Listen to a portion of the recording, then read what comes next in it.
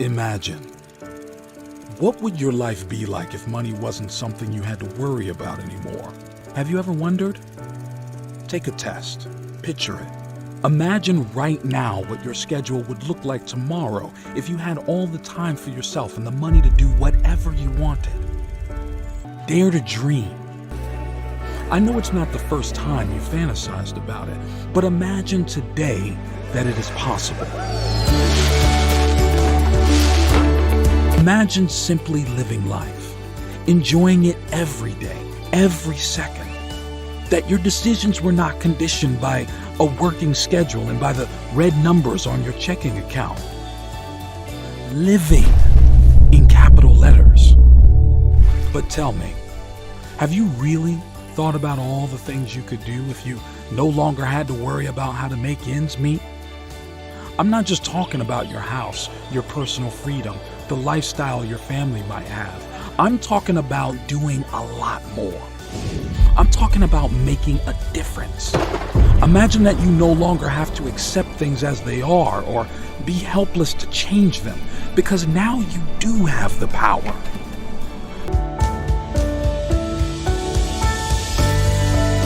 When your main concern is no longer surviving from month to month, your possibilities are limitless. Think about it. Anything is possible. Now, imagine that you can bring that same power to others too. That you can propel another person to live life as it should be lived, without restrictions, without looking at the wallet, without doing the math. Imagine that you can create at any time that life of freedom without stress, without barriers, without waiting for the holidays, living life to the fullest without asking permission, without borrowing from tomorrow. Stop imagining it. Make it possible now.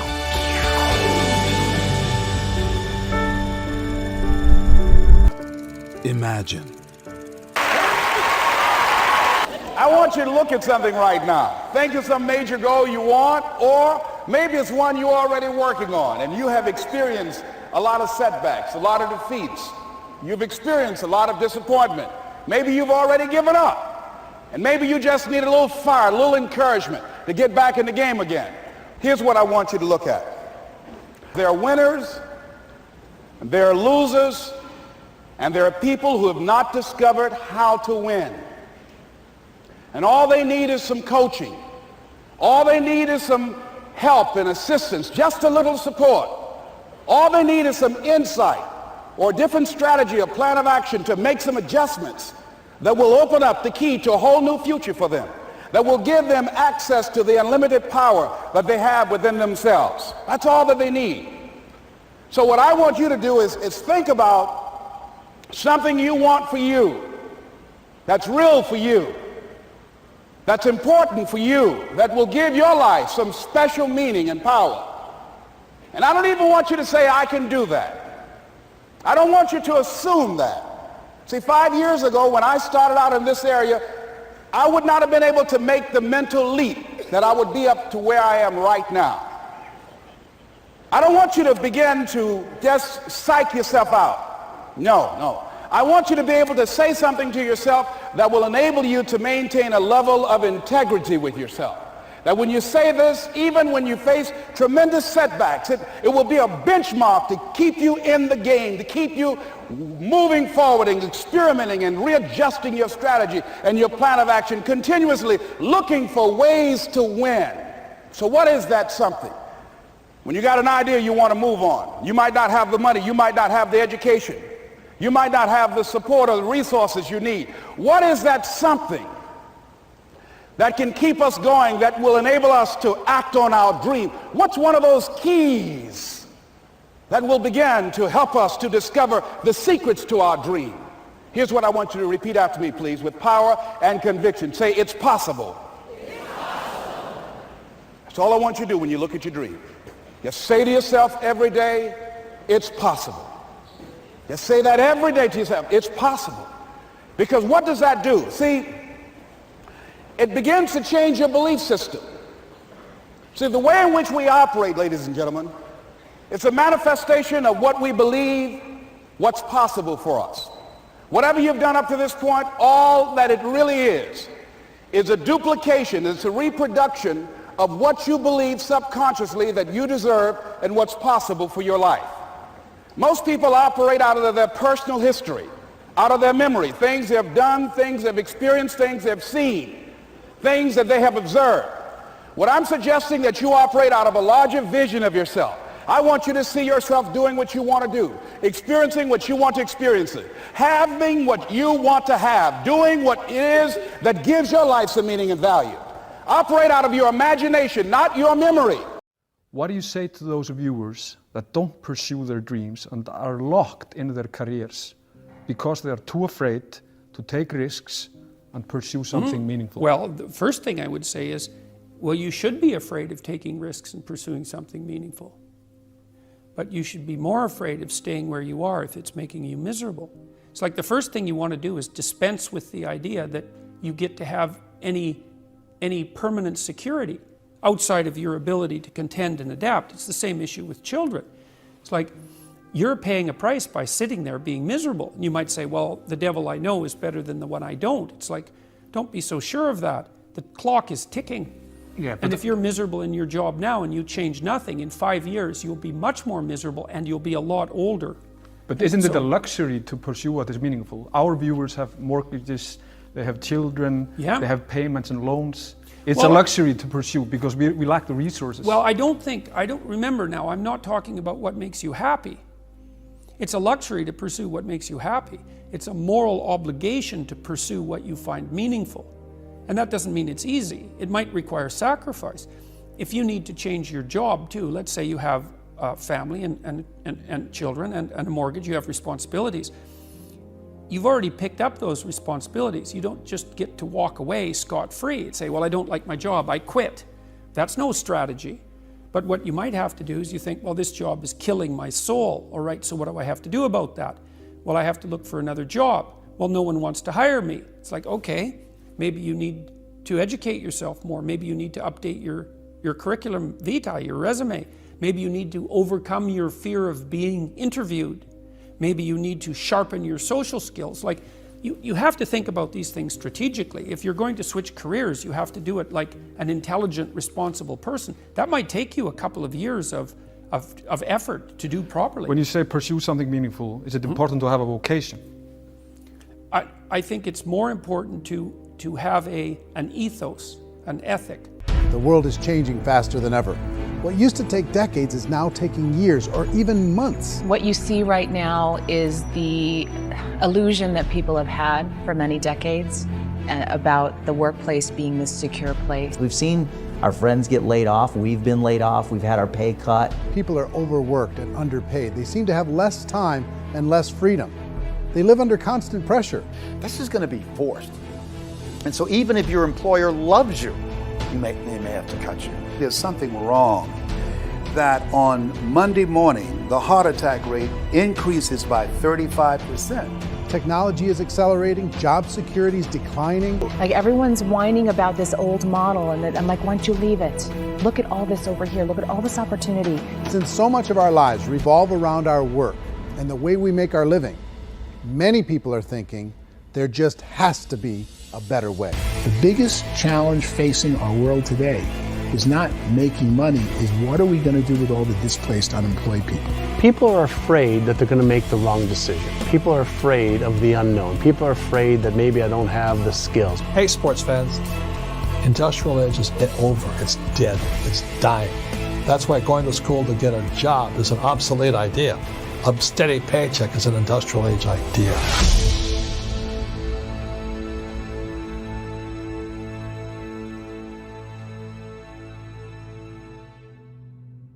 The average household income in the United States is approximately $50,000 a year, what they call the middle class. To reach the top 25% of income earners, you'd need to earn at least $90,000 a year. To reach the top 10% would be a household income of $140,000, the top 5%, $190,000, and to be in the top 1%, you'd need a combined household income of at least $380,000 a year. So here's the question. What do you think would give you the best chance to move up and get to the top 10%, the top 5%, the top 1% or beyond? In my opinion, and in the opinion of many, many experts, the answer is to become an entrepreneur, to become your own boss. I think you have to be a business owner. I can't, the only time I ever say to someone it'd be great to be an employee is when they've already told me they've surrendered. I only tell people who are wounded spiritually that they should be an employee. And it's that feeling that you get when you pick up the backpack off the little Cub Scout and say, "Don't worry, little guy, we'll get you back to the camp." You know, it is in no way a kindness when I tell someone they'd be a great employee. The other status symbol really increasingly is lifestyle. I mean, people who can own their own business, maybe even work out of their house. That, I tell you, people admire that. Like, gosh, I wish I could do that. The spirit of the entrepreneur is to be a risk taker and to be resourceful and unstoppable and to have a vision of yourself beyond where you are and not willing to settle for life as it is. You think about the great entrepreneurs, they're visionary, they have heart, they're willing to do today what others won't so they can do tomorrow what others can't. Personally, I don't think of the new economy, the old economy. I create my own economy. The entrepreneur's in control. I decide what the economy is going to be like. In the world of entrepreneurship, there are no limits. You can make as much as you want, depending on how much you want to work and how smart you are and how great a team you put together. There's no more lifetime rewarding business than being an entrepreneur. Why in America, where anyone could be anything, would people want to give up their freedom and become effectively a modern-day slave, told shut up and be here every morning at 7:30, leave at 5:30, and do what I tell you? If people decide to become an entrepreneur and work for themselves, they have some traditional options, but they're riskier than you might think. Any kind of a retail business, retail build-outs, is extremely expensive.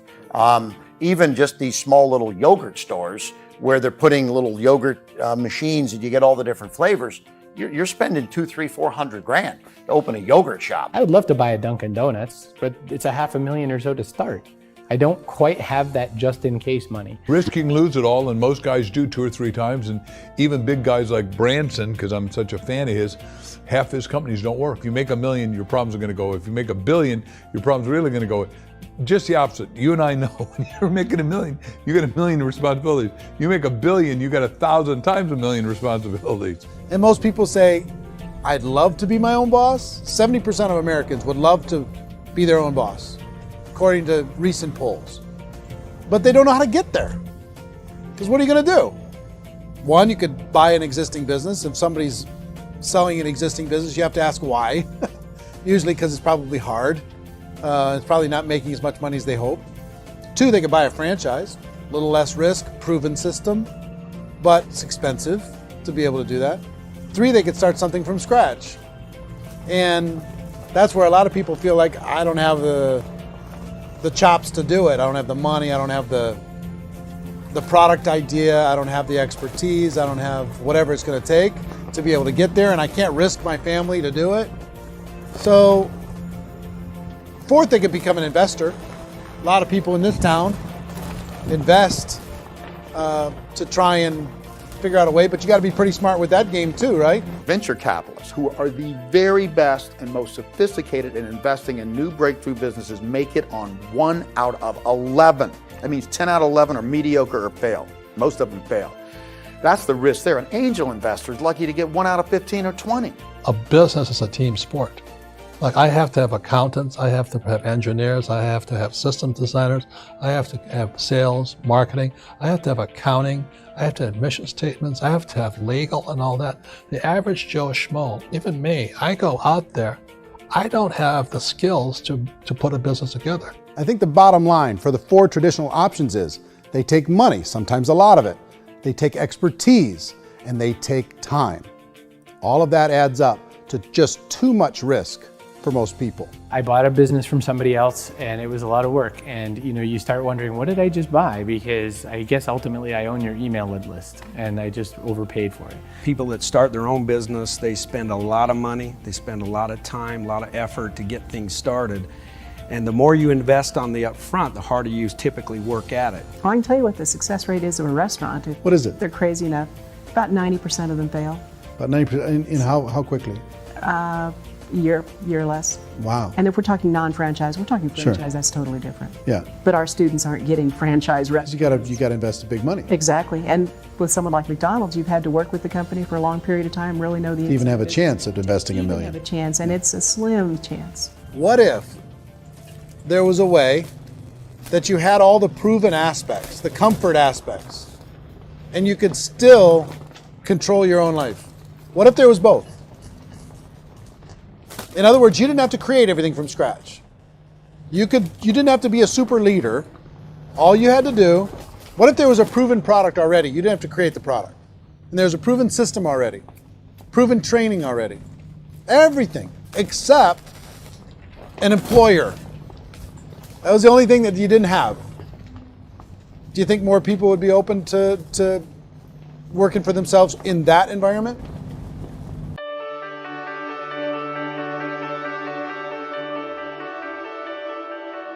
In our search for a better way to make a living, we've come to the conclusion that becoming an entrepreneur is actually safer than being an employee.